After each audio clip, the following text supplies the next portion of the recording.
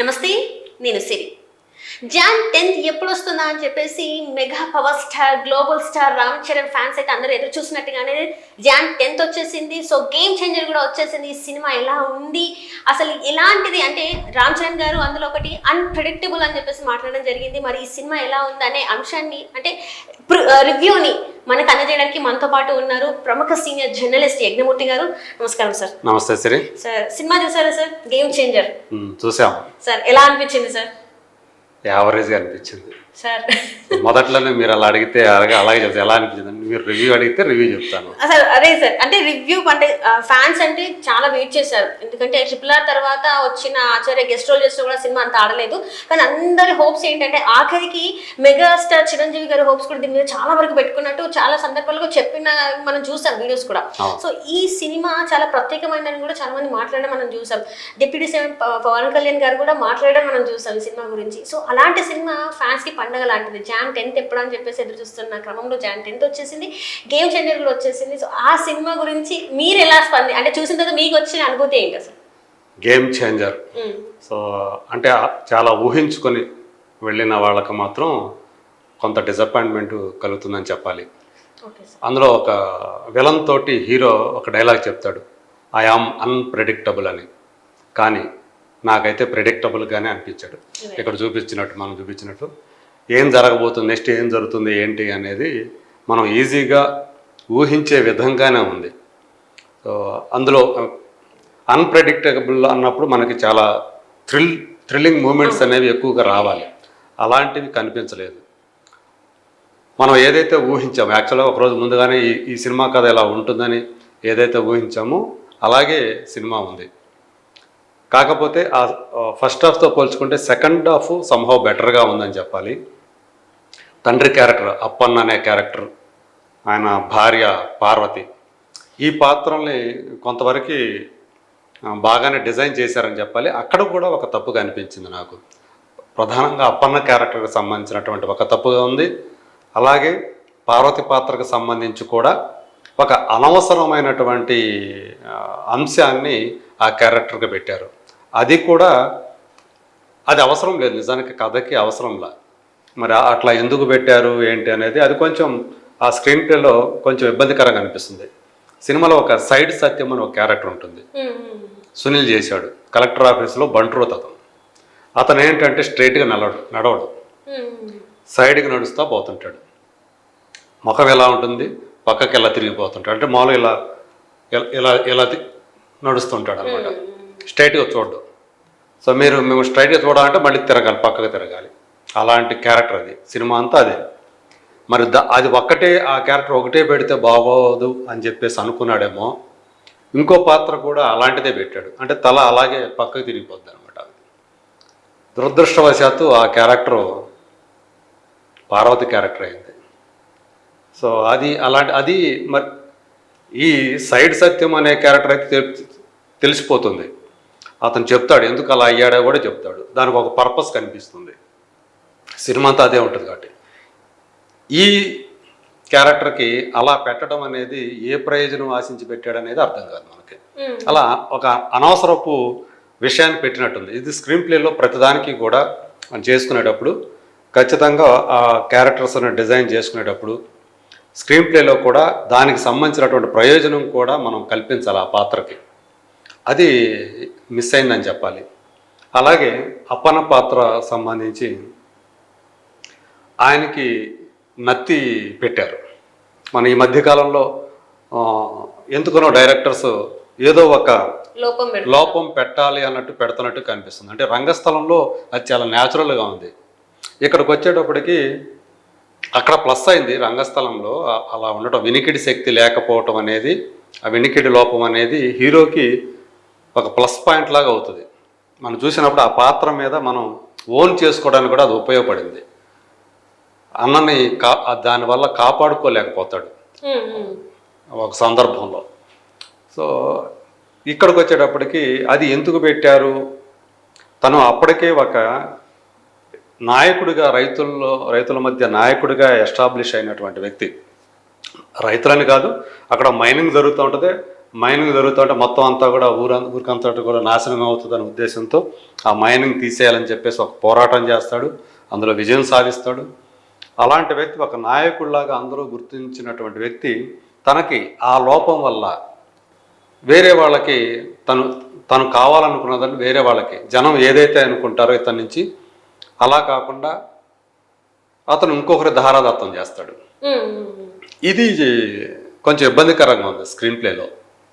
సరే, ఇతను క్యారెక్టర్కి వచ్చేటప్పటికి కొడుకు క్యారెక్టర్, తను చిన్నతనంలోనే తను వేరే వాళ్ళు పెంచి పెద్ద చేస్తారు, కొడుకు వేరే చోట పెరుగుతాడు అని మనకు అర్థమవుతుంది. కానీ వాళ్ళకి ఎక్కడ దొరికాడు ఏంటి ఇవన్నీ కూడా అసలు ఎక్కడ ఎస్టాబ్లిష్ చేయాలి, సినిమాలో ఎక్కడ చూపించాలి. కొంచెం ఇది అక్కడ మన రచ్చ సినిమా సీన్ లాగా అనిపిస్తుంది సార్, ఎందుకంటే అక్కడ కూడా తను వేరే వాళ్ళ దగ్గర పెరగడం జరుగుతుంది. అవును, పెరిగినా అది చూపిస్తారు, వాళ్ళకి ఎలా అక్కడ దొరికాడు. ఇక్కడ అది అసలు ఏమీ చూపించాల, మనమే ఊహించుకోవాలి. పలానా వీళ్ళకి దొరికాడు, ఎక్కడో దొరికాడు, వాళ్ళు తెచ్చి పెంచుకున్నారు అని చెప్పేసి మనం అనుకోవాలి. అలాగే అతను మొదట ఐపీఎస్ అయ్యి తర్వాత ఐఏఎస్ అవుతాడు, తర్వాత all of sudden chief election officer కూడా అయిపోతాడు. ఇది అన్ప్రెడిక్టబుల్ అయినటువంటి ఈ కథలో ఒక భాగం అనుకోవాలి, ఇలాంటి సినిమాల్లోనే సాధ్యం అనుకోవాలి. మరి ఇది రాసింది కార్తీక్ సుబ్బరాజ్, ఈ స్టోరీ రాసింది. తను కూడా ఒక డైరెక్టరే, ఒక సెన్సిబుల్ డైరెక్టరే.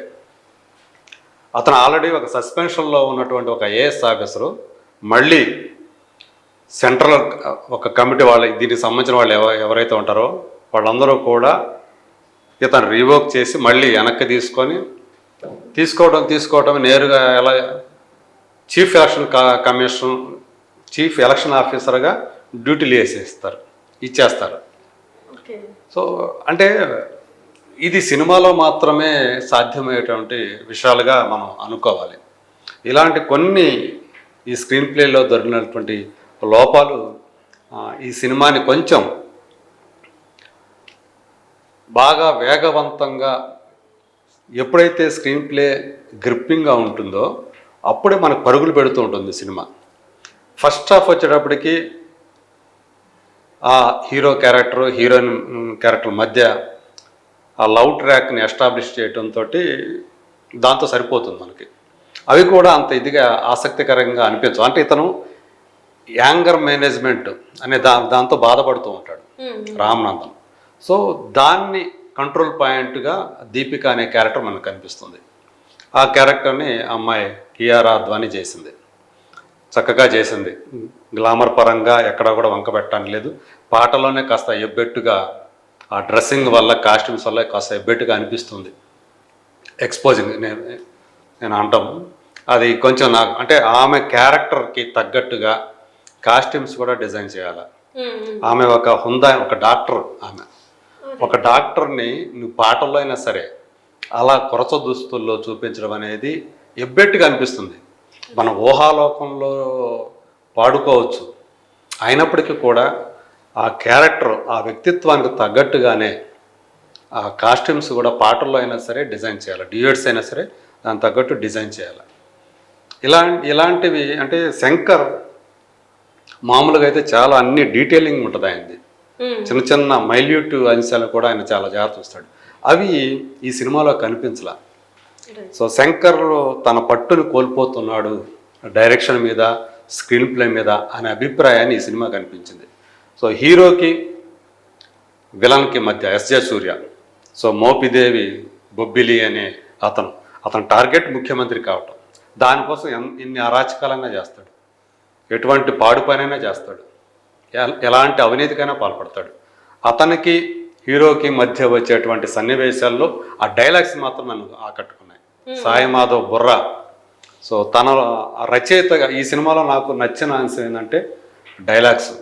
రచయితగా సక్సెస్ అయ్యాడు అక్కడ, కానీ డైరెక్టర్ శంకర్ ఫెయిల్ అయ్యాడు.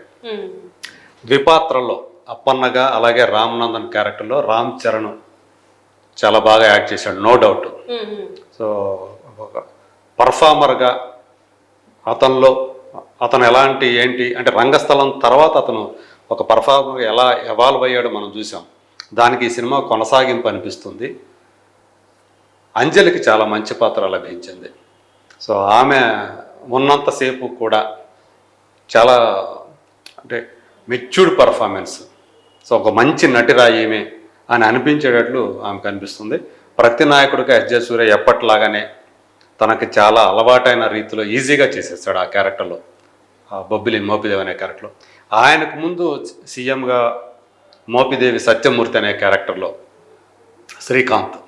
శ్రీకాంత్ కొత్తగా కనిపించాడు ఈ సినిమాలో. బాల్ హెడ్ తో చేశారని చెప్పేసి. అవును, అంటే యంగ్గా ఉన్నప్పుడు మామూలుగా ఉంటాడు, వయసుతో పాటు జుట్టు రాలిపోతుంది అన్నట్టు అక్కడ అది కనిపించింది ఆ క్యారెక్టర్లో. సో అతను వయసు మళ్ళాక ఆ జుట్టు రాలిపోతుంది, మధ్యలో జుట్టు, అది కొత్తగా కనిపించాడు, తను బాగా చేశాడు. అందరూ కూడా నటుల పరంగా చూసుకున్నప్పుడు అందరూ కూడా బాగానే చేశారు. ఎవరికి కూడా వీళ్ళు తక్కువ చేశారు అంటానికి లేదు. జయరామ్ కానివ్వండి, సో అంటే శ్రీకాంత్ ఇద్దరు కొడుకులు కాదు, అంటే సొంత కొడుకులు కాదు, ఇద్దరు పెంచుకున్న కొడుకులు ఇద్దరు కూడా, జయరామ్ ఎస్జే సూర్య. వీళ్ళిద్దరూ యాక్చువల్గా రాజీవ్ కనకాల పోషించినటువంటి ముకుందం అనే క్యారెక్టర్ ఆ కొడుకులు అనమాట.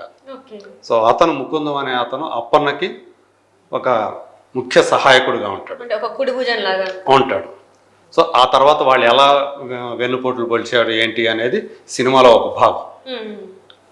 ఈ సత్యమూర్తి కానీ ఈ ముకుందం కానీ కలిసి ఏం చేశారు అప్పని అనేది మనం సినిమాలో చూడాలి. టెక్నికల్గా ఉన్నప్పుడు టెక్నికల్గా చాలా బాగా అనిపించింది. తమన్ బ్యాక్గ్రౌండ్ స్కోర్ ఎక్కడ ఎమోషనల్ సన్నివేశాల్లో కానివ్వండి, మిగతా అన్ని చోట్ల కానివ్వండి బాగుంది. పైగా అక్కడ ఆ 20-25 మినిట్స్ ఏదైతే ఉందో ఫ్లాష్ బ్యాక్ ఎపిసోడ్లో అక్కడ మరింత ఎఫెక్టివ్గా ఆయన బాగా స్కోర్ చేశాడనే చెప్పాలి. తిరునావుకరసు సినిమాటోగ్రఫీ అది కూడా బ్రిలియంట్గానే ఉంది. సో ఎడిటింగ్ వచ్చేటప్పటికే కొంచెం ఈ స్క్రీన్ ప్లేలో ఉన్నటువంటి లోపాలని ఎడిటర్ కూడా సరిదిద్దలేకపోయాడు. టెక్నికల్గా ఓకే, ఎడిటింగ్ పక్కన పెడితే మ్యూజిక్ బాగుంది, సినిమాటోగ్రఫీ బాగుంది, ఆర్ట్ డైరెక్షన్ బాగుంది, ఆ యాంబియన్స్ అంతా బాగుంది. పాటల్లో కూడా ఆయన మార్పు కనిపిస్తుంది, సెట్లు కనపడతాయి కదా కలర్ఫుల్గా అవి, అదంతా కూడా అక్కడ శంకర్ మార్క్ మనకు కనిపిస్తుంది. కానీ బట్ కొన్ని కీలకమైనటువంటి విషయాల్లో అతను కొంచెం దారి తప్పినట్టుగా, అతను తన పట్టు కోల్పోయినట్టుగా నాకు అయితే అనిపించింది. శంకర్ తను మరోసారి తాను చెక్ చేసుకొని, ఎందుకంటే ఇండియన్ 2 చూసిన తర్వాత మనకి ఇది శంకర్ చేసిన సినిమానా అని చెప్పి చాలా ఒక షాక్కు గురయ్యాం. ఇది అంత బ్యాడ్ సినిమా కాదు, అంటే మనం మామూలుగా చెప్తాం కదా నాట్ బ్యాడ్ అంటాం కదా, అలాంటి సినిమా. కాకపోతే సినిమాలో హీరో చెప్పినట్టు ఇది అన్ప్రెడిక్టబుల్ అయితే కాదు, ప్రెడిక్టబుల్. మనం ఊహించగలం ఏం జరుగుతుంది ఏంటి అనేది ఊహించగలం. కొన్ని డీటెయిలింగ్ విషయంలో అతను మిస్ అయిపోయాడు స్క్రీన్ ప్లేలో. అవి కూడా ఉన్నట్లయితే ఇంకా సినిమా ఇంకా ఇప్పుడు వచ్చిన దానికంటే కూడా బెటర్గా వచ్చి ఉండేది. నేను అనుకోవటం ఏంటంటే టెక్నికల్గా తమన్ అతను టాప్ క్లాస్ అని చెప్పాలి. పర్ఫార్మెన్స్ పరంగా చూసుకుంటే రామ్ చరణ్, అంజలి ఇద్దరు కూడా టాప్గా పర్ఫామ్ చేశారు. ఈవెన్ ఆ అమ్మాయి కూడా కేఆర్ అద్వానీ కూడా మరీ పాటల వరకే పరిమితం కాకుండా కొంత ఫస్ట్ హాఫ్లో కొంత ఆమెకి స్పేస్ ఇచ్చారు. ఆ అమ్మాయి కూడా చక్కగా చేసింది. మిగతా వాళ్ళందరూ కూడా అందరూ పేరు పొందిన వాళ్ళే ఉన్నారు, వాళ్ళందరూ కూడా తమ పాత్రలో రాణించారు. సో ప్లస్ పాయింట్గా చెప్పాలనుకున్నప్పుడు రామ్ చరణ్, అంజలి, అలాగే ఎస్జే సూర్య విలని, ఇవి పర్ఫార్మెన్స్ పరంగా ప్లస్. టెక్నికల్గా నేను చెప్పినట్టు సినిమాటోగ్రఫీ ఫస్ట్ బ్యాక్గ్రౌండ్ స్కోరు, తర్వాత సినిమాటోగ్రఫీ. అంటే ఓవరాల్ గా మీరు ఈ సినిమాకి ఇచ్చే రేటింగ్ ఎంత అంటారు? నేను 2.5 ఈ సినిమాకి నేను ఇస్తాను, 2.5 ఇస్తాను. అది నాకైతే అనిపించింది అది. సో అంటే నేను చూసినప్పుడు ఇది ఇంకా బాగా తీయగలిగి ఉండొచ్చు, ఇంకా తీసి ఉండవచ్చు.